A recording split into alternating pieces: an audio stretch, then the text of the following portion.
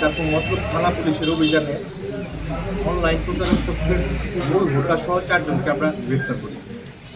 আমরা যে অভিযোগটি পাই জনৈক জাহিরুল ইসলামের কাছ থেকে, সেই অভিযোগের প্রেক্ষিতে তিনি অভিযোগ করেন যে জনৈক হেদায়েতুল্লাহ তার সাথে অনলাইনে পরিচয় হয়, তারপর তার সাথে দেখা হয় এবং বিভিন্ন সময় প্রলোভনের মাধ্যমে তার কাছ থেকে 8,98,000 টাকা তারা নিয়ে নেয়। প্রাথমিকভাবে তারা হচ্ছে নগদ এবং বিকাশ অ্যাপের মাধ্যমে জাহিরুল ইসলাম মনিরের কাছে 9,000 টাকা প্রেরণ করে।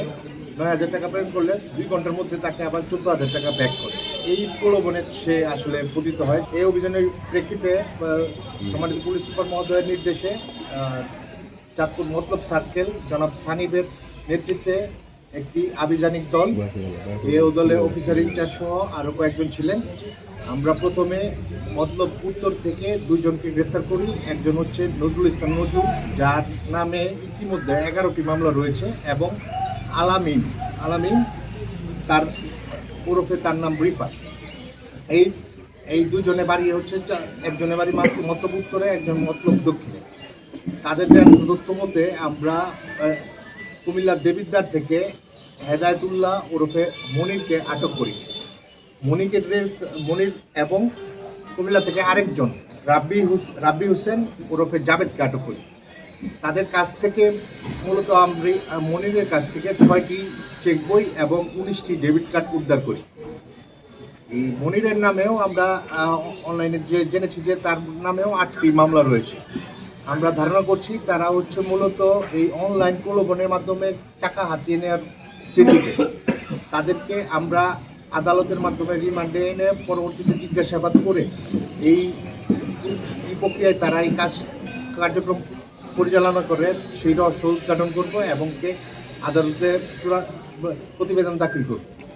বিষয়টি হচ্ছে মনির, আলামিন, নজু, রাব্বি তারা পূর্ববর্তী সময়ে হচ্ছে আমরা যে মামলাগুলো দেখেছি সেখানে তারা অটো চুরি এই ধরনের কাজ করত। এখন তারা যে প্রতারণাটা করে, প্রাথমিকভাবে তারা হচ্ছে দরিদ্র শ্রেণীর মানুষকে প্রলোভন দেখিয়ে তাদের এনআইডি কার্ড এবং প্রয়োজনীয় মোবাইল দিয়ে ব্যাংকে অ্যাকাউন্ট করে, যে অ্যাকাউন্টে মূলত লেনদেন হয়। সুতরাং আপনি যখন ধরবেন অ্যাকাউন্টধারীকে ধরতে গেলে আমরা আসলে তার মূল হোতাকে খুঁজে পাওয়া যাবে না, কারণ এই অ্যাকাউন্টটা প্রলোভনের মাধ্যমে বিশেষ করে দরিদ্র শ্রেণীর মহিলা যারা আছে তাদের নামে এই অ্যাকাউন্টগুলো খোলা, এবং এই অ্যাকাউন্টের সম্পূর্ণ অ্যাক্সেস হচ্ছে মনির বা নজু তাদের কাছে থাকে। এ বিষয়ে আমরা আরও সার্বিক তদন্ত করব। তদন্ত করে এই সিন্ডিকেটের সম্পূর্ণ যারা রয়েছে তাদেরকে আমরা আটক করব। আর এ পর্যায়ে আমি আসলে জনসাধারণের নিকট আকুল আহ্বান জানাবো, এই সামান্য প্রলোভনে পড়ে যেন কেউ অনলাইনে কোনো ধরনের লেনদেন না করে। এটা আপনাদের মাধ্যমে আমরা জনসাধারণকে সচেতন করছি। আমরা আশা করছি এই মতলব উত্তর থেকে আমাদের যাত্রা শুরু হবে। আমরা পর্যায়ক্রমে এই সিন্ডিকেটের সাথে যারা জড়িত আছে সবাইকে আইনের আওতায় এনে আইনগত ব্যবস্থা গ্রহণ করব।